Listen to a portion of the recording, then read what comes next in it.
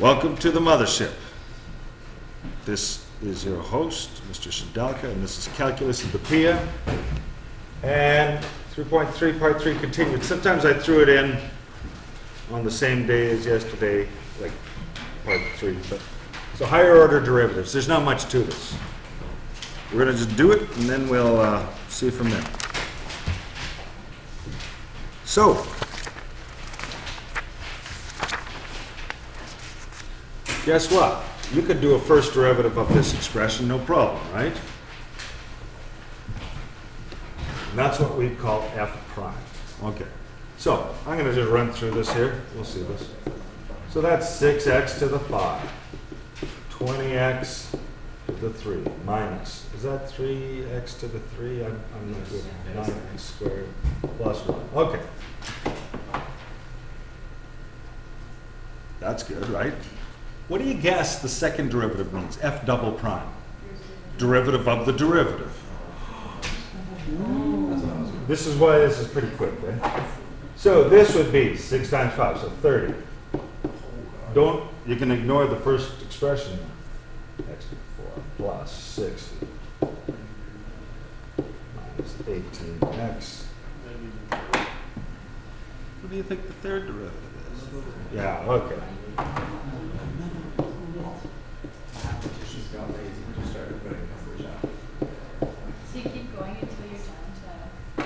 Keep going until they say don't, like fifth derivative.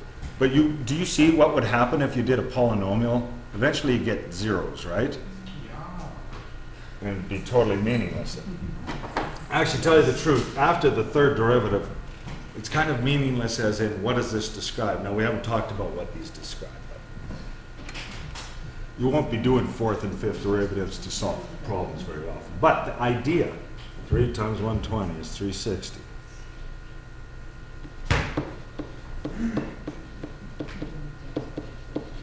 Okay, you can already see the constants, like the numbers like 18 or 1 or 120, they get destroyed every time you do a derivative. 360x squared. Oh, yeah, thank you, man. I'm busy talking.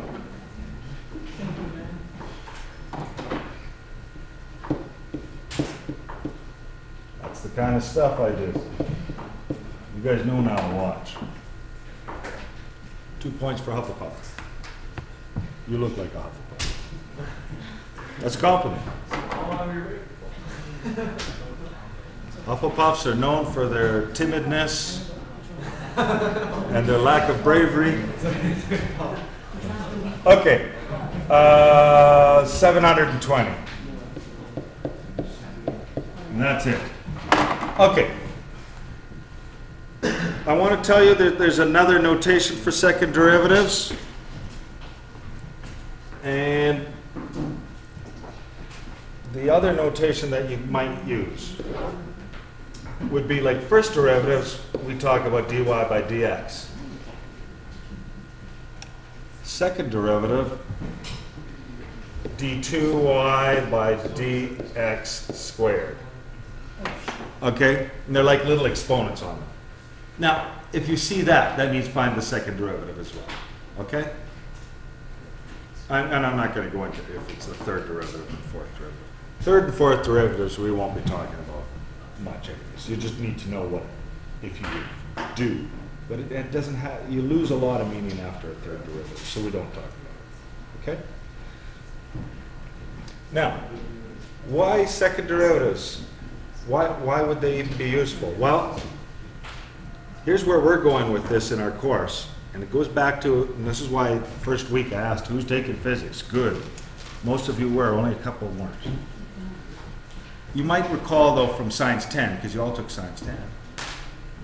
Speed, distance, acceleration from Science 10. Those concepts will be further explored in this course. Hopefully you're in Physics 30. Because velocity and acceleration, just even the subtle difference between velocity and speed, is important in solving these problems. But back to this. In Science 10, you may have seen this equation. If not, you've seen it in physics. Half of you might have. Who's in physics? Okay, you guys know this equation, right? Do you guys use V1 or V0? V1. Okay, same thing. First velocity of the stick. But you know that it depends on the situation. If you're talking on the surface of the Earth, the A is negative 9.8, etc. And V1 would be whatever you threw the ball straight down with, or it depends on the scenario. Anyways, let's just take a quick look at this and see how we can connect this. If you graph something that is accelerating, now, is this object, just by looking at this graph here, is this positive or negative accelerating? Is it speeding up or slowing down as time goes on? It's slowing down, yeah. This would be like my keys being thrown up and then being caught at the top, right? It leaves my hand at the greatest speed at 0, about my desktop, right? Covers a lot of distance really quick in the first few milliseconds. And then as it gets to the top, right, I caught it with the other hand, it's basically at a standstill. It has to stop momentarily in order for it to come back down, right? Okay, and that's a quadratic curve. That's why it's got this AT squared part in it. Okay, now I drew in these green tangent lines just so you can see, yeah, fast there, speed's almost 0 right here. Okay, so that's something that's braking, but that's still acceleration. It's negative acceleration. We tend not to say decelerating, but you intuitively know what that means. So if I was to graph or find its derivative, the derivative of a distance function gives you velocity. Now this is where, so the first derivative of distance is speed. And I'm using the term speed just so that I'm not worrying people who don't take physics about velocity versus speed. Starts out pretty fast. Eventually that object comes to a stop right when the tangent line is 0. And it's a linear function when we're talking just the influence of gravity. What if we talked about velocity as far as the function? And I did the derivative with respect to time here.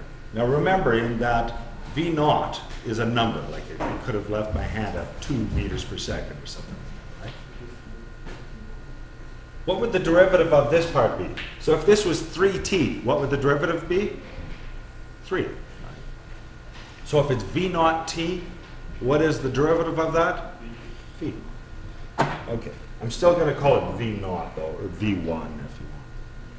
Now the next thing, I only put 0.5 in here just because I was lazy. I didn't want to get out my fraction tool because I have to go into Microsoft Word to do that and copy and paste. So 1/2 AT squared is how you guys usually see it in physics, right? What's the derivative of that? Keeping in mind that A is a number. It's a constant. 2 times 1/2. It's just AT.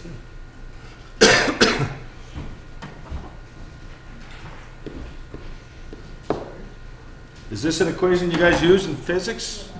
Yep, it is. Okay. Now, the second derivative of this distance function gives you acceleration. And acceleration, if you're throwing an object up in the air, is constant. It's negative 9.8 or whatever, right? Pardon me.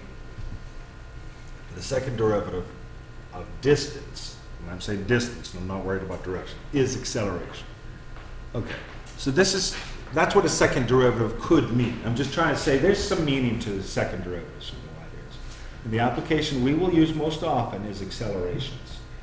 And if it's not too late, and you could sign up for physics next semester and you're not, it would be smart, but people can do this course without taking physics. And I won't assume everybody remembers everything. Now, there's a little more add-in here. And let's just take a look. By the way, that's it for the new stuff, and then I'll end the recording.